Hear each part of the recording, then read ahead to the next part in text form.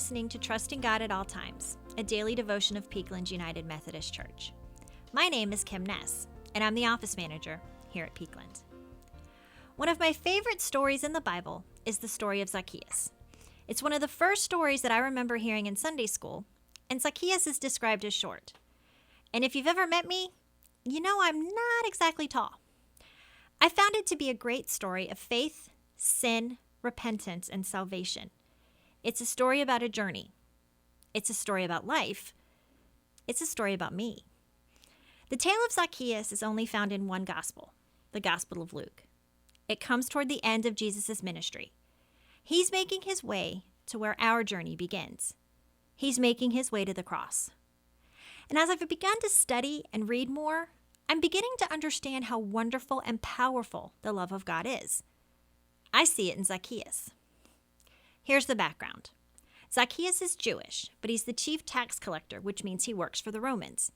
He's despised because he made himself rich by not just collecting the taxes for the Romans, but padding the numbers. Rome didn't care how much money he collected, just so they got their share. He was the tax man, and because of his job, if Zacchaeus needed any help, he wasn't going to get it. Zacchaeus heard Jesus is coming to town. The crowd was massive and extended several meters deep along the roadside.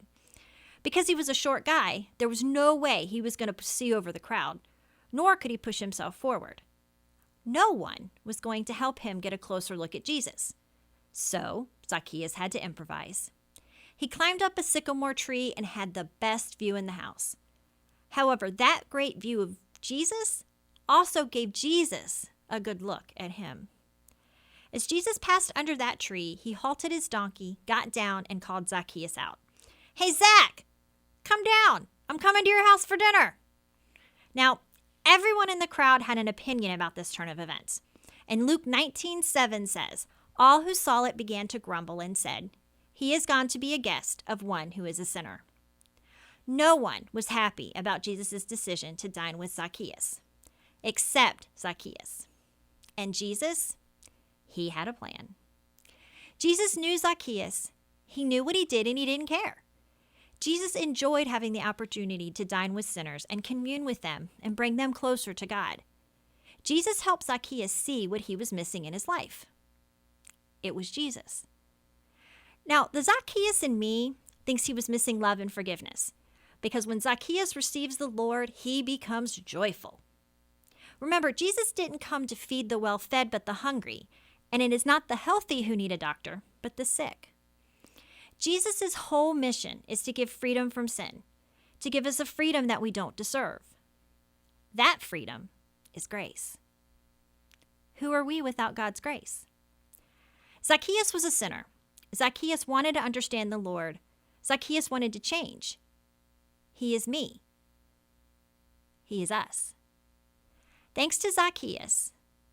Sorry, that was wrong. Sorry, go ahead. Thanks to Jesus, Zacchaeus and us have forgiveness, salvation, tax-free. Isn't that a great thought? Zacchaeus found freedom and joy in that meeting with Jesus. Freedom from a life of sin because of grace. The joy of finding forgiveness and being found when you have been lost in your life of sin. Jesus told Zacchaeus, "Today salvation has come to this house." Salvation comes where Jesus goes. It doesn't matter how tall or short we are, how rich or poor, if we're up a tree, out on a limb, been a Christian our whole lives, or just beginning that journey, that grace is there for all of us. We will be found because Jesus is looking for us. For the Son of Man came to seek and to save the lost.